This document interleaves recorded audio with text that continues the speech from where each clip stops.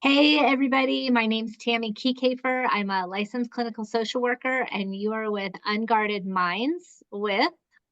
Desiree Grimaldi, the unfiltered podcast of Unguarded Minds that we dive into the rough waters of life. We are your fearless guides through the drama, trauma, and downright insanity that life throws at you. We have a special guest today, Jesse Grimaldi. He is not only our special guest, but my partner in life and in business, an amazing husband and father, and our GOAT with all technical stuff, website design, web development, and business strategy. We are so happy to have been able to convince you to come on. You're gonna make me blush. All that good stuff you said about me. Welcome, Jesse. We're glad that you're here. So I'm glad. this is the special episode just because you guys are married and you have a business together. You're together 24/7, and we wanted to have you on here. I'm super curious how you guys make this work, living together, working together, being married. I think marriage is such a crazy concept sometimes, just because you take two people from two totally different backgrounds, two different personalities, and you smush them together, and you're like, all right, you're together for the rest of your life. Ready, set, go. And here you are. So yeah, I kind of wanted to dig into your marriage if you're all right with it. Yeah, there's no secret to it, really. It's just having a beautiful wife and a bad memory.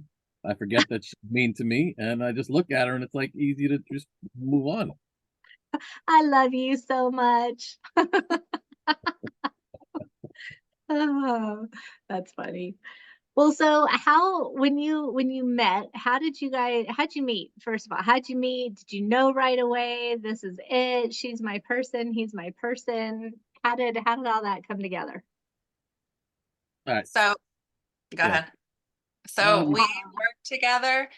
Um, my father had just passed, and it was probably like 2 months, but I had taken a cruise, and when I came back to work, it was a company I had worked for a couple of years.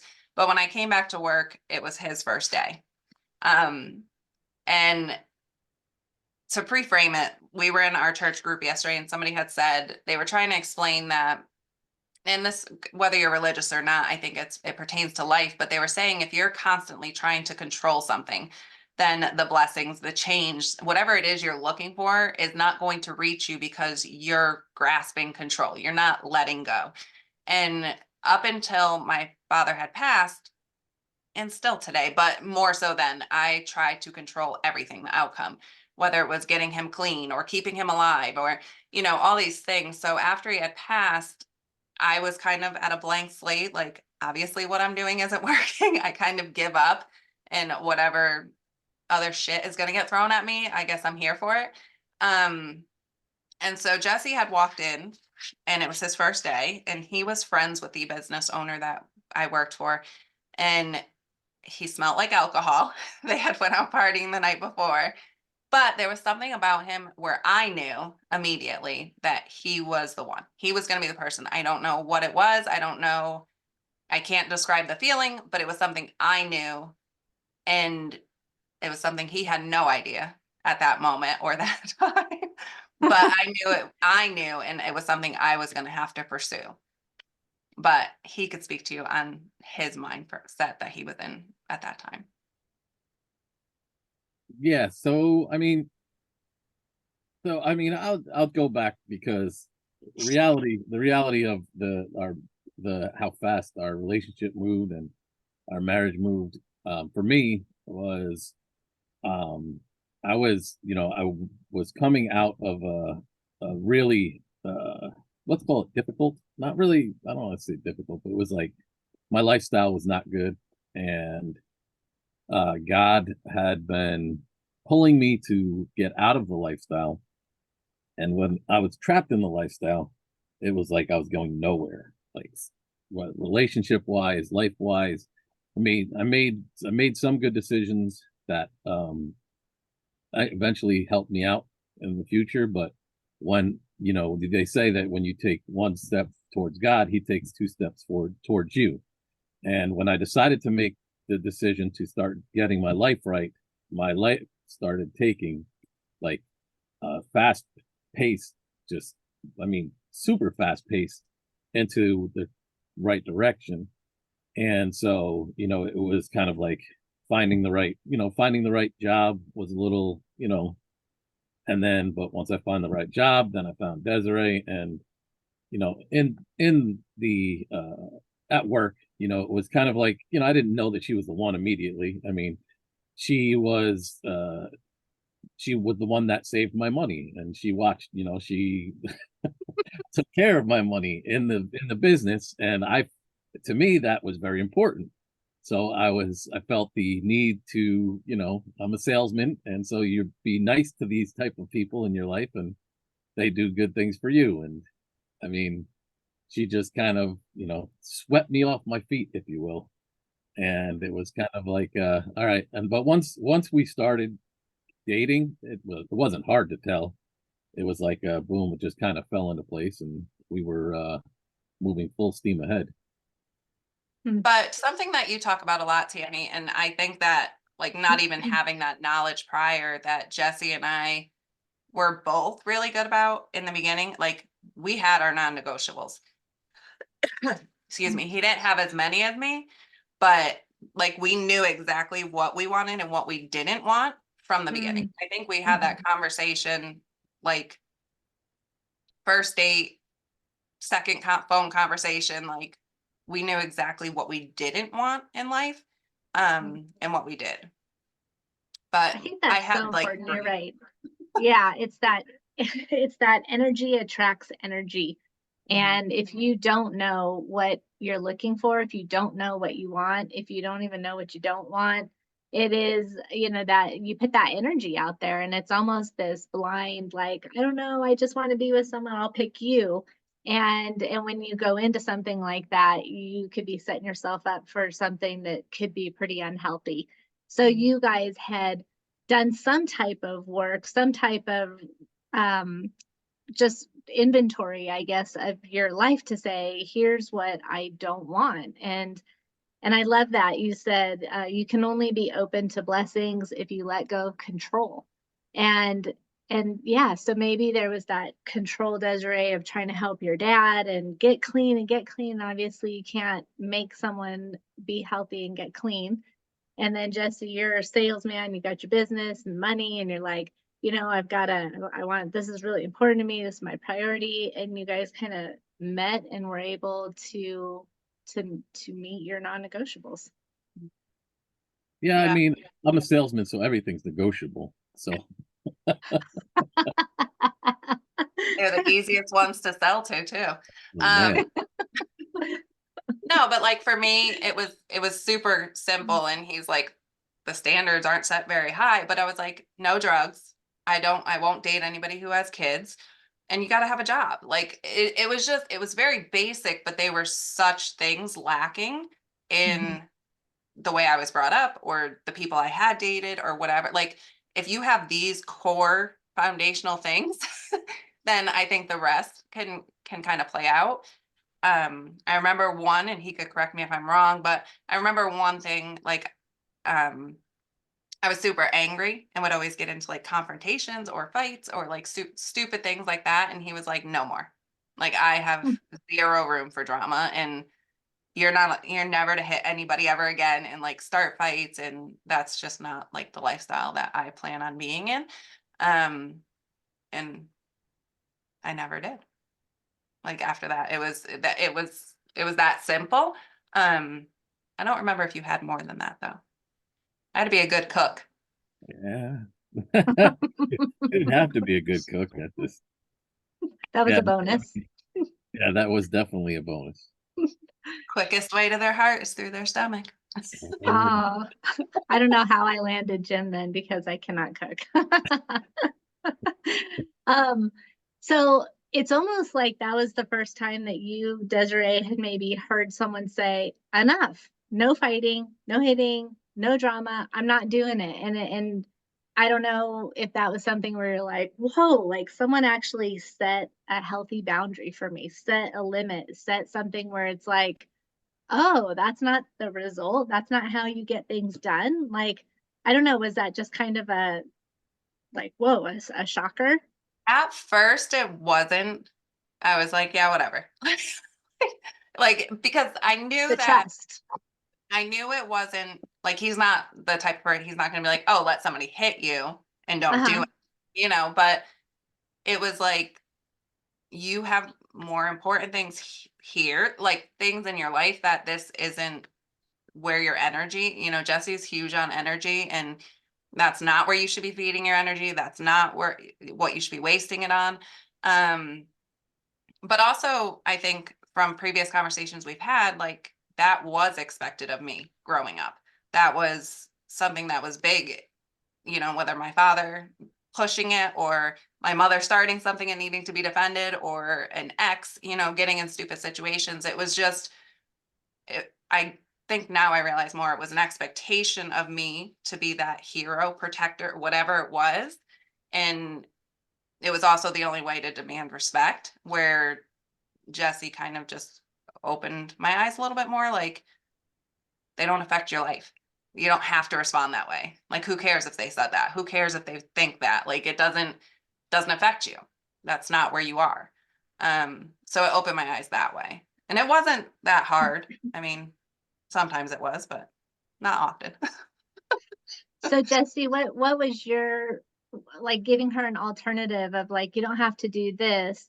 What's another way of managing conflict, getting that respect, not being bullied, pushed around? Like, what was your take coming into it, going, you can't do that?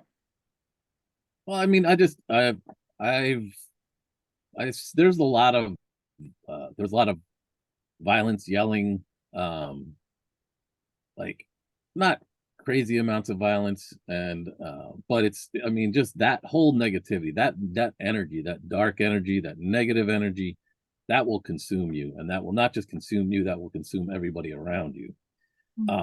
That's something I learned really, really young with my father and my mother, with their relationship. Like, and they both kind of had a kind of dark energy about them. My father a little bit more lighthearted in some, but like when he would go to a dark place, it would be really dark. And I just didn't produce anything. It never produced anything positive. And then the lifestyle that I chose, like violence and that kind of energy, really, really, that's like, that brought on like police and shit like that. And so that was like always like to try and avoid it at all costs. Not have it, because with the lifestyle that I chose and I was in, it was like it had to be there. But it was like when you did it for no reason, when you did it like when it just for fun or whatever, that would end, and you would end up in jail. And it's just, I mean, that's why it takes so much from you to be that way, and it does not produce anything really positive. There's no To ROI. Yeah, the Right. ROI negative energy is fucking terrible. And it's, sometimes I look at that and it's like, why do we keep going down a path when the ROI is in the negative, And I think that you have to look back at that. What's my secondary gain? You don't keep touching a hot stove and burning your hand because it hurts. So you go, oh, I'm not going to do that. Sometimes people get into bad relationship after bad relationship, and this ROI is so low, but it's almost like, something is ingrained of, you're right, like how you grew up, or what you saw growing up. And you guys both, sounds like you had some pretty traumatic events growing up. And at some point, I think that it's so much harder to break that cycle and go, I'm not doing that. It's so much easier to just bumble along and do what you grew up with, and repeat what you learned. And even though it's so negative. So it sounds like both of you guys, something happened in your life where you said, I'm doing everything except how I grew up, or a lot of it. Yeah, I definitely took a lot of a lot of relationship. I definitely pushed that away. You could tell that was bad. Other stuff I did not push away as easily. It took me a little bit to do that, and it was that was my journey that I need to go on. But I mean, it just, when you have a family, and I've got two siblings, and when you have a family, and then we have a large, like a large family, like my father's family is huge. Like he's older than one of his uncles, and so it's like it's a pretty large family. There's a lot of love there, and there's a lot of, and so yeah, there's a lot, there's a lot of drama, and so it's, but you get to see like, okay, that's not the way that things should be, and then it's like, it just, again, it's just feeding that negativity is not good. Mm-hmm. Yeah. And when me and Jesse both got together, so we both had previous toxic relationships. And like the little bit we try not to focus or talk about it a lot, but like the two of them, our exes, would have made the ideal degenerate couple. Like they would have been perfect together. But like seeing that we were even on the same dating path previous to each other is a huge step in growth to see who we were and who we were connecting with at that point in our lives. I grew up in Connecticut. He grew up in New York, New Jersey area. And it took both of us like moving to Florida to meet each other when we were only like a couple hours apart. But it wasn't our time. So we didn't meet.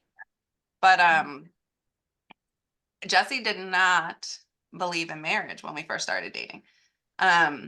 So when we first started dating, along with the non-negotiables, it was like there were medical things I had went through, and I had told him, like, the doctor said, I won't be able to have kids.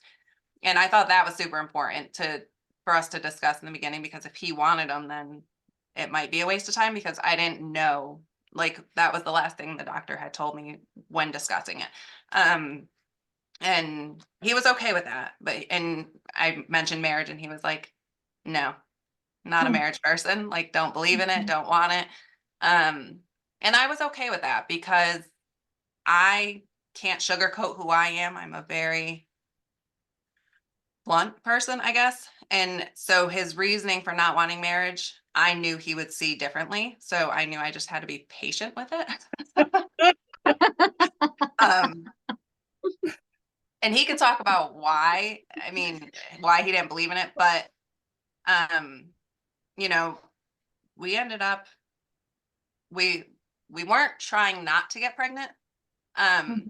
We were pregnant within 4 months of being together. Wow. After being told you can't have kids. Yeah. And it was scary in the beginning, but yeah. So if you want to touch on, Jesse, why you didn't believe in marriage, and we'll go from there. Well, I don't know. So my view on marriage, and it's still, you see it in people, like with marriage, people expect people to change. And so I feel like, and you see a lot of it, like marriage destroys relationships is more than it does like make them further along.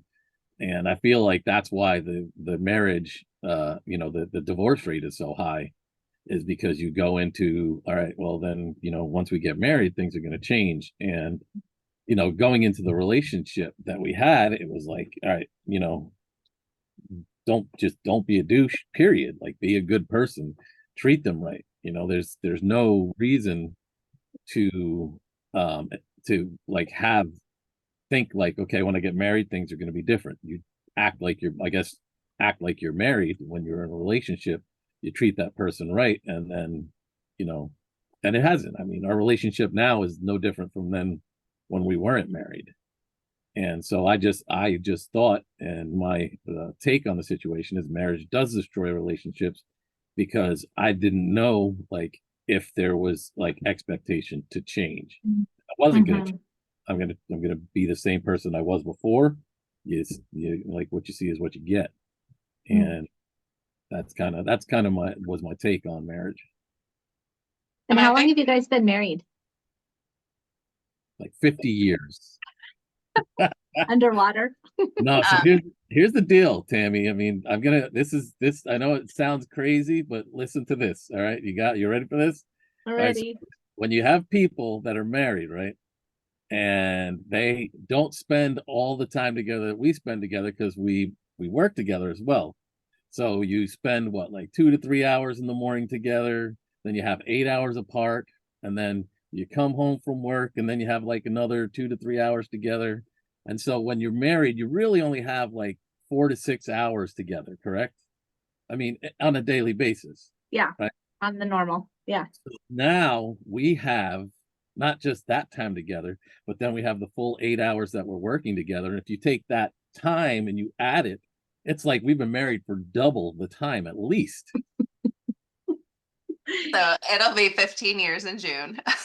Wow. Yeah. So I'm on the opposite end of that spectrum because I hadn't You I live with saw her husband. I saw Jen yesterday, and that was the first time since Valentine's Day. And it's because he was on trips, I was on trips, and we don't live together yet. Just because of circumstances and my kids. You know, I have that controlling tendency sometimes. I don't know, I've heard. And you know, I don't want to share my time with my kids, and I already have them 50% of the time. And so, you know, I always had a thing like when I was with them, I was with them. And luckily, I mean, he is probably the most patient person I've ever met in my entire life, but he's also super independent too. So you know, that aspect kind of works. But we're hopefully going to be getting a house together in the fall, and or maybe depending on interest rates. But I mean, we're kind of excited about it, but we're kind of nervous about it too, because I'm like, well, you can't move in here because it's too small. Like, this isn't big enough for both of us. I need floors. I need wings. I need, I'm just Separation. I kidding. need separation. I need my space. Yeah. So it'll be an adjustment. But, you know, I think it's interesting when you're saying marriage ruins relationships. And I'm curious because you know, it's kind of like someone saying, um, once we get married, everything will be better, like you said, or once we have kids, we'll be closer, or once I find a partner, I'll feel good about myself. And it's always if this, then that. The then that is the key. Like you have to do the work on yourself. You have to know like all of your insecurities. We all have them. But man, if you don't work on them and you don't recognize them and they get triggered, you're going to get all defensive. You're going to start fights. You're going to, you know, not be able to manage conflict in a healthy way. I mean, conflict can bring you closer, but if you don't manage your conflict right, all of a sudden you've got all these unresolved issues that turn into resentment, and then there's your issue in marriage. Yeah. No, I mean, I mean, you cannot get into a relationship, and in my opinion, in my past experience, you cannot get into a relationship with somebody else until you know that how to take care of yourself. If you're not okay with yourself, because that Yeah. person is not going to make you okay with yourself. That person is not going to make you, I mean, here's the deal. I am a much better version of myself because of Desiree. I 100% believe that. But you know, I was okay with myself. I was able to take care of myself before I got with her. So it was not, I'm a firm believer in that. You can't go into something expecting that stuff is going to change or Right. change.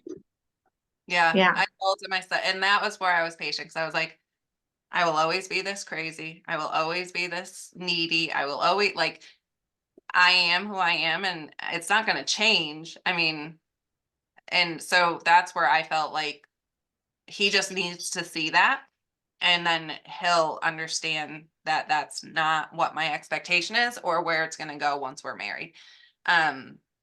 And even further to that, because I knew how he felt, we did get pregnant with Gianna 4 months in ish, and I think he proposed six months into the pregnancy, and I said yes. And then I was like, but we're waiting a year after she's born before we get married because you feel the way you do. And he said, like, I'm not doing this out of obligation by any stretch. Like, Jesse is very big on, if I am not happy, I am not going to stay in a situation and be miserable.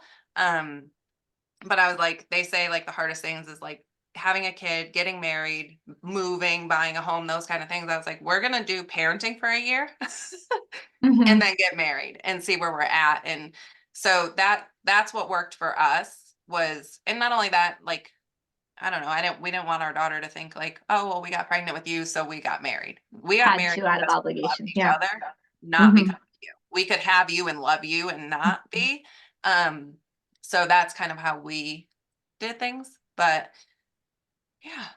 I love that non-traditional sense. I just think that there is a lot of pressure on people to, be married at this date, how old you are, this age, have kids, and I think that, yeah, there's like the time clock for women that is definitely different for men, but yeah, I think that just traditional, I wonder if that's another reason why marriage can ruin a relationship, just because there's so much pressure to get married, and like you guys, deciding, okay, let's see how we parent. Let's just put the marriage thing on hold and see where we are together. I just think that's so healthy. And yeah, I did the same. Jim was married before, I was married before, and I think neither one of us ever wanted to go down that path of getting divorced and just the yuckiness of it. I mean, it's just, I don't know, it's just probably it's a tough thing to go through. And so yeah, we were together like 9 years, then we got engaged for 3 years, and then we finally got married. So we're taking it very slowly. But it's what works. And people will be like, you're married and don't live together. And it's like, yep, that's just the way it works for us right now. And it's interesting to see people's reactions. And maybe you felt that way too, when you were pregnant and had Gianna, and people were like, are you married yet? And because it's just I guess it's just more of that tunnel vision that people tend to have, and it puts a lot of pressure on things. I don't think anybody really said anything to us. No, I mean, your relationship is your relationship, and only Yeah. you know what's going to work, period. I mean, I really don't care. I mean, I think I have a huge problem with social exception, like I just started listening to one of Jordan Peterson's books about, the social, like how like people integrate into, society, coming from kids and stuff like that. And it's like, I really don't really care about too much about what social exception, you know what I mean? I mean, I just try to be as good of a person as I possibly can. And that Yeah. kind of is just like, that kind of works in society. But I mean, I will refuse to have social pressures put on me to do stuff and potentially ruin my life, my happiness, my kids' lives, you know what I mean? It just, I don't care. How can you, like, I think that's a really good point. And I think that many of our listeners, many of my clients, like, people just get so wrapped into what is someone going to think about me, and whether it's on social media, whether it's wherever, you're always comparing yourself to other people. That's such an like core belief system of, I'm not going to do something to please someone else. How could you encourage people to get to that place in your mind? Well, I do tons of things to please my wife, first of all. I mean, that's very important. But I don't know, like, that's just, I think that has a lot to do with my background and the stuff that I went through in my family. And like, I just, you kind of just don't, at some point you're just like, fuck it. And I think that I've been told that I have like kind of old souls, what they say, but it's like, you just kind of get to a point where it's like, you need to be happy regardless. I mean, this is it. Like, you have one shot at life. Once you're gone, you're gone. So focusing on what makes you happy and being a good person at the same time, that kind of will push all that other bullshit away. Because if you're happy, then who cares what other people fucking think? Excuse me, my cursing, but I mean, if you're happy, True. you're doing the right thing, and you genuinely care about other people in the world, then it's super simple. People want to compare themselves to, and something. I mean, I fall into it sometimes. I look and be like, shit, I wish I had that. But then it's like, reality is, like, money is not real. I mean, it's real, but money's not real.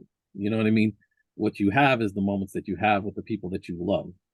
And you spend your time. Like time you can trade for money, right? But you can never trade money for more time. Mm. Once your time's up, that's it.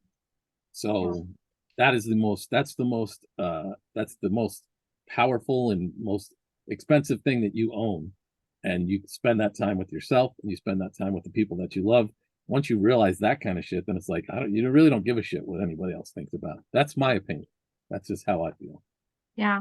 Well, and you've got people who have a ton of money and are super miserable in their lives. So you're right. I mean, and I don't know, the older I get, I know time is like the most precious commodity ever. Yeah. Mm-hmm. Yeah, Jesse's always been a firm believer, because I know we've talked about the lottery and stuff before, and like our relationship, like what would we do? And I'm like, not coming from money, I'm like, oh, people, like terrible things happen to people who win the lottery. Like, if you ever look at the stories. Seems like it. And Jesse's like, we're never gonna win the lottery with your mindset. And I'm like, Energy, but, Desiree, energy. Right. Put it out, it comes back. but you know, it's, I mean, he drilled it in a lot with me, but like, money just amplifies who you truly were. The same way drugs do, the same way alcohol does. You know, there was a lot of things. We grew up having similar traumas and stuff, but our thoughts on it were completely different. I would make excuses for my parents. Like, they wouldn't have done that if they weren't drunk or if they weren't high. And, you know, Jesse was very big on that's who they are. Like, deep down, that's who they are. That just amplified it. That just gave them the freedom to show that, or to do that, or to be that, or, you know, whatever that is. And his thought process on money is the same way. Like, if you're an asshole when you're broke, you're going to be a bigger asshole when you have money. And it's just going to amplify.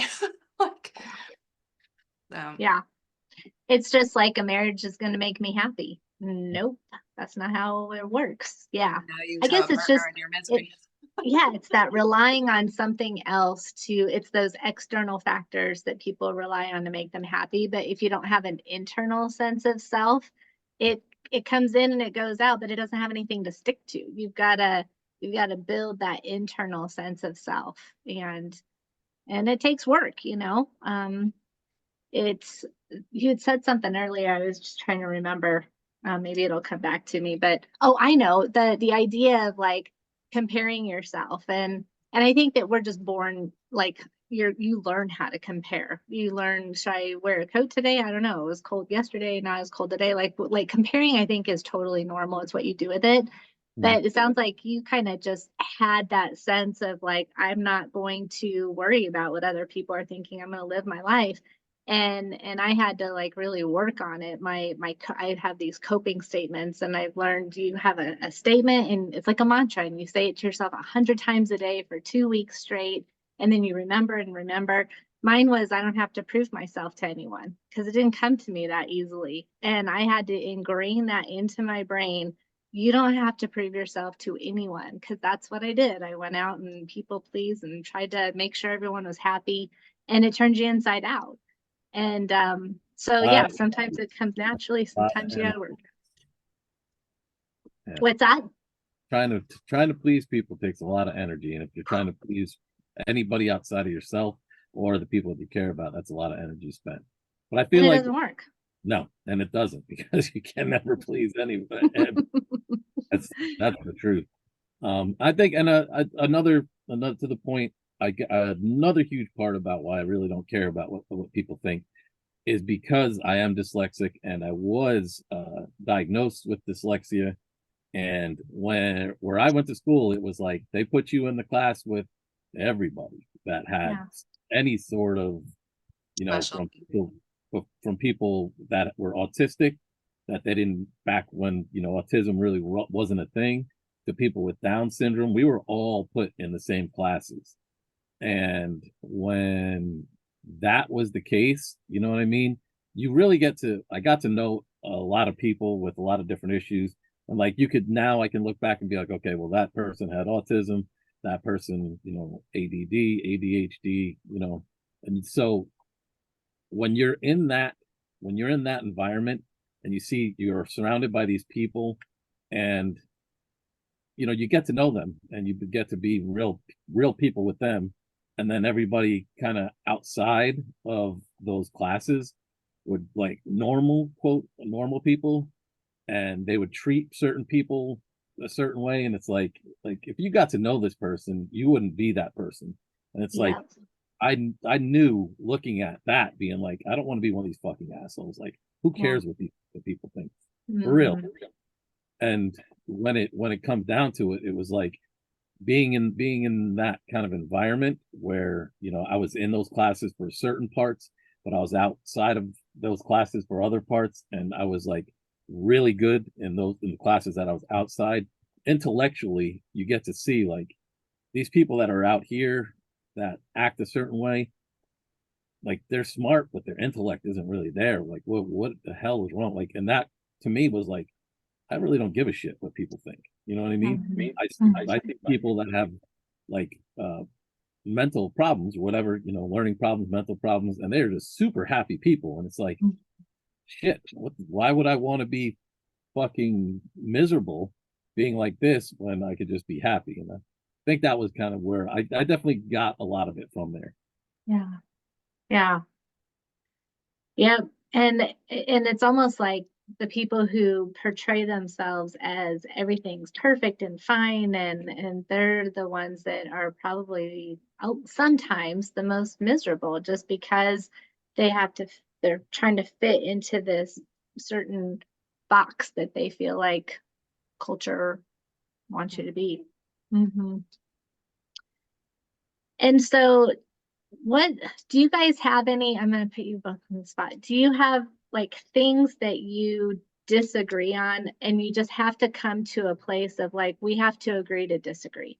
Like, how do you handle that in your relationship? Do you have any of those? That was like the most hard lesson to teach Desiree. Was she would argue. I This is like so funny because it's like she would argue, and when you argue, for Desiree, it's not about getting your point, like everybody get their stuff out on the table. It was like, I'm right, you're wrong, and I'm going to teach you how to think my way. That's the way that Desiree used to be. So, are you saying that's a problem, Jesse? No, I mean, I'm just kidding. I would say not Like, anymore. She doesn't. She understands now. Like I'm of the train of thought where there are so many different people in this world, and no two people have had the same experience in their life. So everybody is. I don't care if you like. We're my siblings, even if they're, you know, twins. Like the stuff that they see in life is going to be so different, and their beliefs are going to be so different that trying to convince somebody, make them think your way, is mhm. like so far out to me. Like, how could you even like expect that from somebody? But Desiree would, you know, she would argue, and it's like she would just be so emphatic that I had to understand and see it from her way. And it was so funny, but that's what makes her such a good salesperson too. I mean, she's really good at sales. Desiree, do you have a take on that? Now, I think in the beginning, coming from where I came from, like, I was just listening to Dr. Amen this morning about similar to this, but arguing was, I think, sort of a dopamine rush for me because it was like familiar, you know? And so I would argue, and I don't necessarily need you to agree with me, but I need you to understand where my logic is coming from. Like, you don't have to agree, but understand how I got to my stance on it was really big for me. Um, Now I have a teenager, so I realize arguing just doesn't help at all. Like it's like watching her argue with herself. It's awesome. You're like, karma is a bitch. I've got one too, though, so it's the same way. You So know, that is really the only, I don't think that there's a lot we disagree on. We do see things differently, but I don't know. I feel like our end goal has always been the same. How we get there or how we see it to get there can be very different. Um, but we view people differently. We view people's past very differently. I think that the important things, again, we have the same goal. We don't want to raise assholes. We want them to be, you know, self-sufficient. We want them to have critical thinking skills. I baby my son a little bit more than he would. We don't have the same path, but we have the same goal. Mhm. So things like that, but I don't know. So you're talking about communication, and even though you have the same end goal, you might get there differently. And so when you're talking about what your method is to get to the end goal, it sounds Yeah, like you're we talking might, about we might validation. disagree on the method of it, Yeah. But but the it's just validation. process things differently. Mm-hmm. We learn things differently. So that might be different, but I think that we've always been pretty aligned, um, surprisingly and happily, but like with the end goal. And that's because your communication is on point. You're talking about validation. I don't need you to agree with me, but I do need you to show me the respect that my opinion matters and that you're hearing what I'm saying. And that's one way to throw the defenses down immediately. But if it's like, here's where I'm coming from, and here's where I'm coming from, and here's where I'm coming from, no one's listening, that's where you're going to escalate things. And I think that's So, where we started, or I yeah. started. Jesse Mhm. does not argue. That drove me Oh, fucking shit crazy. I Would bet. not argue with me. And I'm like, you don't care. You don't love me, because that's not Ah, the behavior I witnessed growing up. Um, hmm. so that was a learning curve. That was a big learning curve in the beginning of our relationship for me. Because he's like, it's not that I don't care. He's like, what am I supposed to do? Stand here and argue with you and say things that we regret and we can't take back? And like, what do you no? Takes a lot of self-control. It's not really though, because here's the deal. Like, Goes back to that energy that he won't exert. Oh, yeah, yes, yeah, yeah. you have to be very careful with where you put your energy. And she would get, I would listen to her and she would get her point out and she would get her point across. And then it's like, okay. And then I get my point out and it's like, okay. And then it's, all right, I understand, I see it, but it's like, I'm not going to argue about it. Like, I understand, I got it. I'm not going to think like you. You're not going to think like me, but I understand what your position is and how you got there. And I respect you for who you are, but I'm not gonna put that, I'm not gonna get into that negative, like that, that bad energy about it. It's like, Mhm. because you say things that you would regret, violence could ensue, you know what I mean? It's just, it's not it's not conducive, it's not good for a relationship. It's not healthy. And at the end of the day, people just want to be heard. People just want to be listened to. People want to know, like, oh, you value my opinion, you value my perspective. Like, that makes me feel so good. Thank you. That's all I really needed. And so I think to be able to validate it, gosh, I'll spend session after session after session with couples and we'll practice it. And it's such a hard thing because I think there's that ego aspect and you're gonna hear me, you're gonna hear me and just that fighting for and Desiree, like you were saying, like if you're gonna fight for me, I learned that that's how you show love. If you're going to fight with me, that's how you show love. That's how I feel like I matter to you. So yeah, there's a lot of undoing your old tapes. Mhm. Interesting. Yeah. And then the only other um, so I am more of the panic kind of person. Like if I see like COVID, perfect example. Like I seen it coming. I seen the news. I was watching the news. I was like, it's in these other countries. It's just a matter of time before it's going to be here. And, Jesse was like, whatever. It's not a big deal. It's not, and he, not that he was oblivious to it, but he was like, again, I'm not putting that energy into it. I have other things we need to be focusing on. And I was like, let's go to the store though. Let's stock up. Let's go get some toilet paper. Let's go, do the things, because I was internally in panic mode, like knowing that shit was going to hit the fan. Mhm. And he respected it and heard me, even though he didn't necessarily agree at the time. But he was like, "What? You're panicking? Like you're diverting energy there. Let's just go to the store, get what you want to get, and then you don't have to focus your energy there anymore." And thank God we did, because I think it was like 2 weeks later, shit hit the fan. But like, so I'm more of that some semi hyper fixated person on like shit going on around us in the world and the politics and and it can consume me.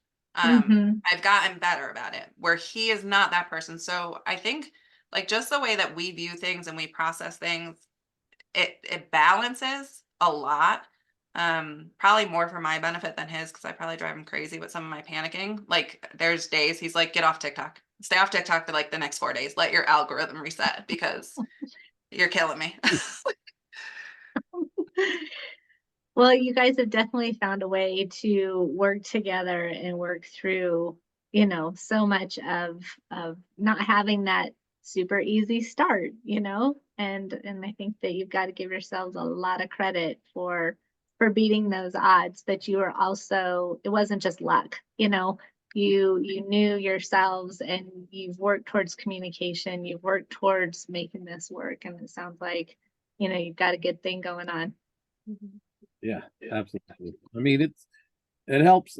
I mean, you see, and I'm not talking like bad about other people's marriages, but I see people out there and like they don't love, I'm not saying they don't love, but maybe they just don't respect their spouse, or maybe they don't have faith in their like intellect or their decisions, or I don't know the right wording it is, but when you like Desiree, I respect her, I love her, but I also, her level of intelligence is there to the point where I respect, and if she's on something, then I'm going to listen to what she has to say, because I trust that, that whole level of it. It's not like, I joke with her all the time, like, oh, you're a woman, you're a woman driver, blah blah blah, and I make jokes like that all the time, but bottom line is like I trust her intellect and her decision making process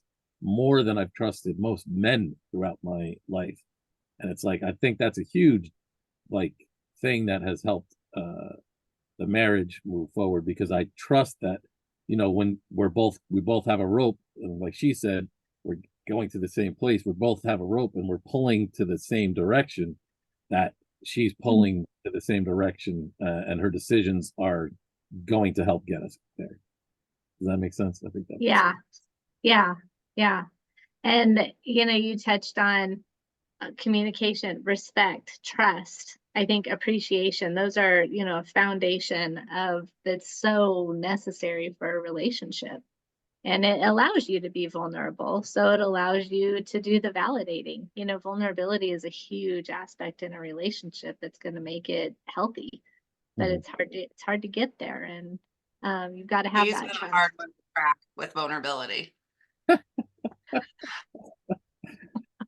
You have to literally pull teeth. He'll say something and I'm like, what do you mean by that?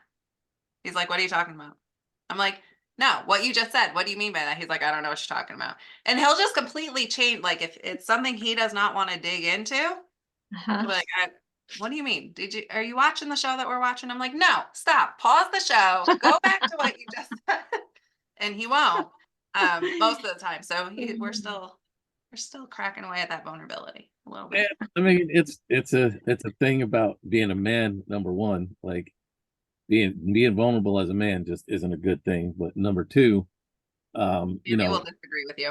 we uh we grew up similarly, and the bottom line is, when vulnerability in the family, when it was put out there, that was taken and then used against you, in when I was a kid, you know what I mean? So I Yeah. got real defensive and real good at not talking about that shit, because it's like all that's going to happen is that's going to be taken and then brought back up and then used against me some other time in the future. Mhm.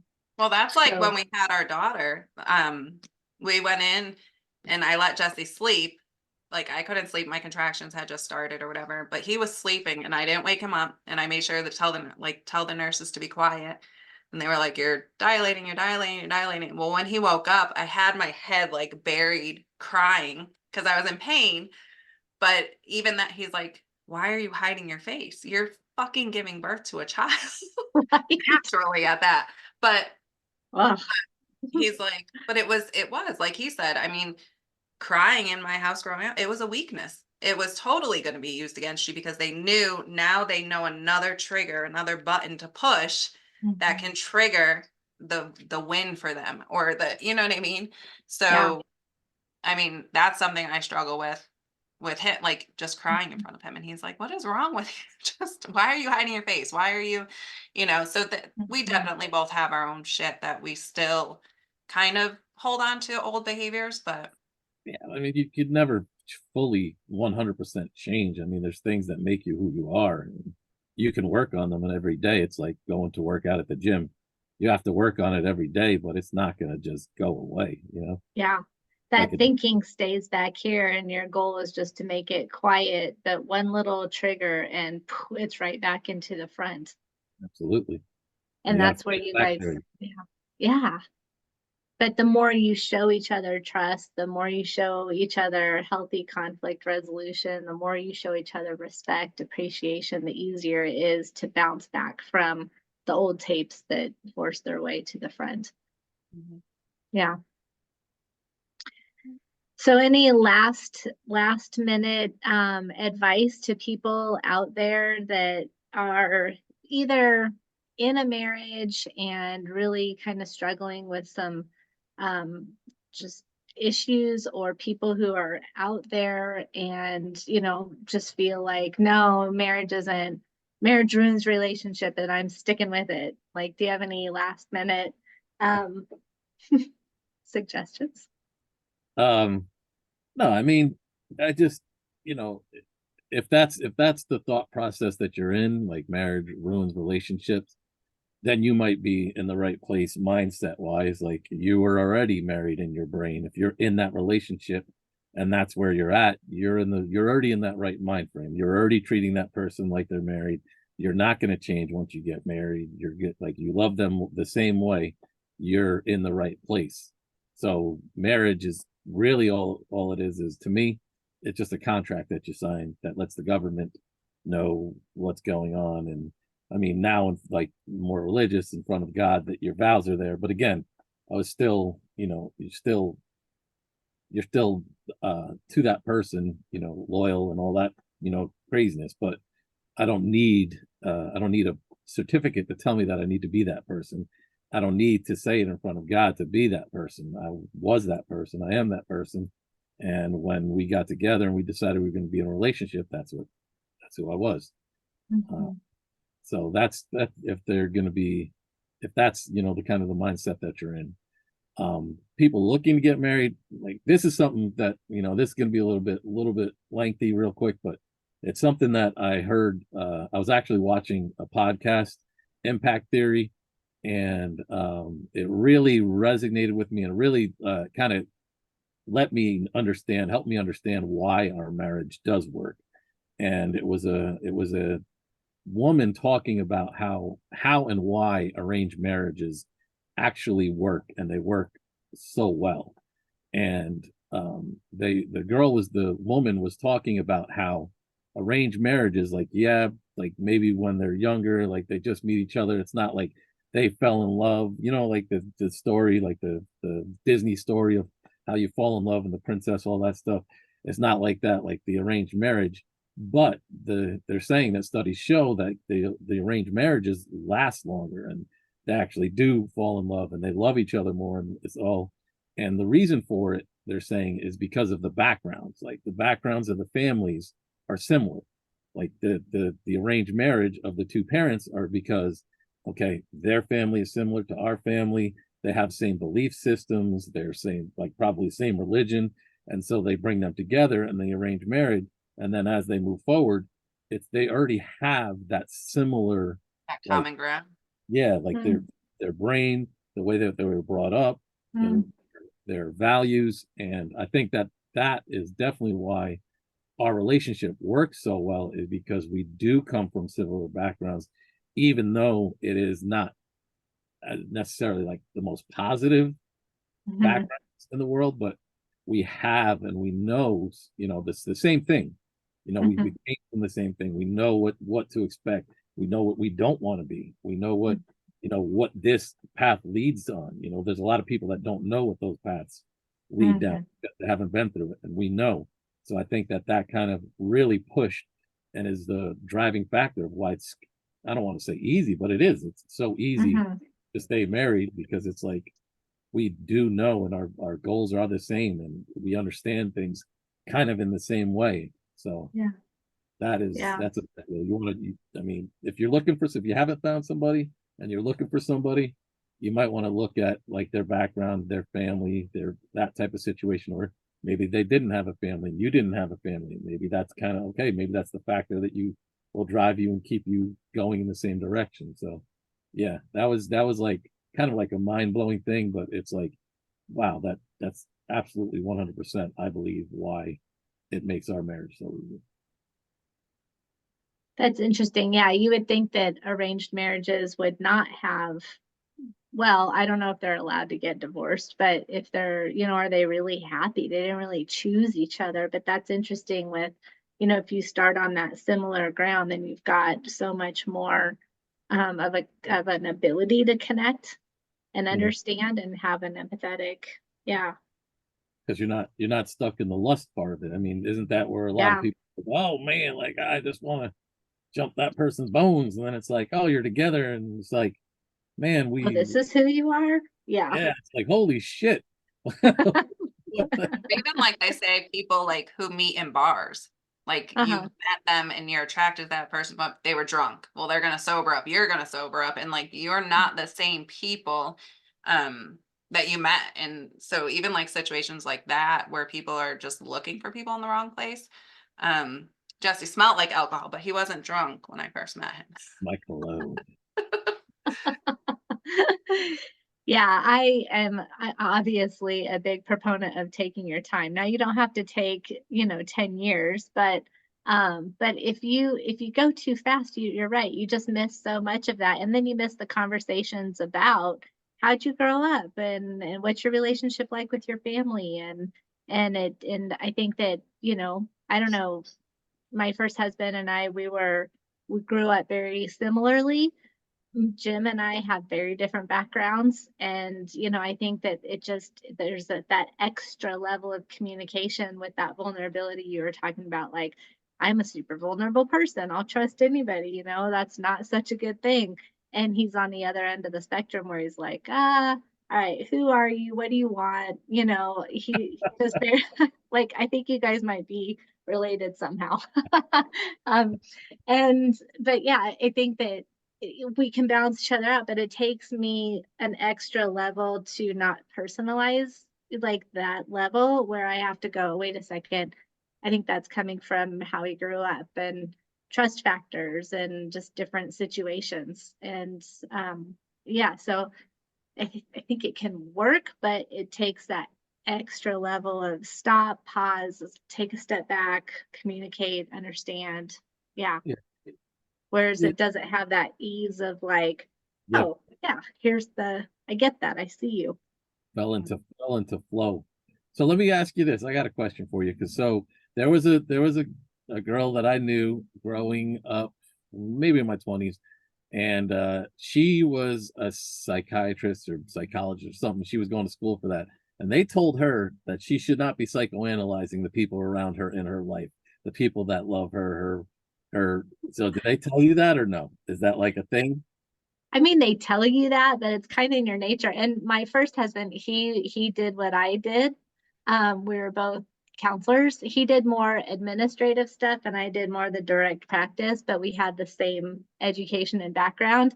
So, and now Jim, he's in like banking and security stuff and whatever, like totally different, numbers, logic. So yeah, I don't know. Like my first, maybe we psychoanalyzed each other too much. I don't know, but I try to be off the clock when I'm off the clock. But there's always parts where I'm like, yeah, oh, I know exactly where you're coming from. And I know exactly why you're doing this. And I know exactly why you're not communicating with me and you're defensive. And then I'm like, oh, well, maybe I was wrong. So yeah, so I think that it can definitely bite you in the butt when you're doing that with your people who you love. But yeah, I've got lots of participants in my life that I can psychoanalyze and it's not fun.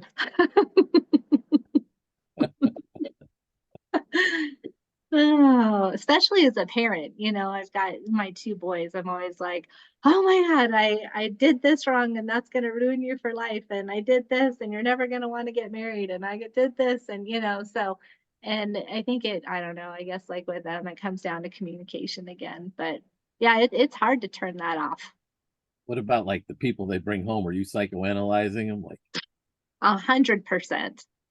He what doesn't are love them. you That's not here part of the for? rule.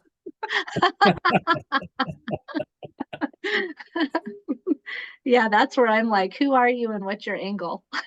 What was the show Meet the Fockers where Robert De Niro takes them and starts questioning them? DNA. Oh my It's God, that's totally my dad. Yeah, that 100%. That's totally my dad. He's like the colonel in the Air Force, and yeah, yeah, it's great. It wasn't great growing up when I would bring people home. That was like, oh God, please. I remember this one guy, he came to pick me up and he honked his horn in the driveway. Oh my God, my dad went out there and gave him the riot act and wouldn't let me out to go get in the car. You will not sit there and honk your horn, you know, just, yeah, I always remember that. disrespectful. I mean, right there, right off the rip. I mean, that's the Right. military. Forget Tammy about was it. like, I want to get in that car so bad. Oh, I know. And drive as fast as I could away. But looking back, I'm like, yeah, super fortunate to have that. So, Dodged a couple bullets. yeah, for sure. Well, All right. this has been awesome, you guys. Thank you so much for coming on here. And Jesse, we've got to meet Jim. Yeah, we've all got to figure something out to get together. That would be fun. Let's do it. Yeah. All right. Well, thank you. Make sure that you guys, if you've got questions, if you've got comments, if you've got your own experiences that you want to share, feel free to drop in the comments, hit subscribe, hit like, and we appreciate you listening. Thank you. Thanks for having me. I appreciate it. Thanks, guys. Bye.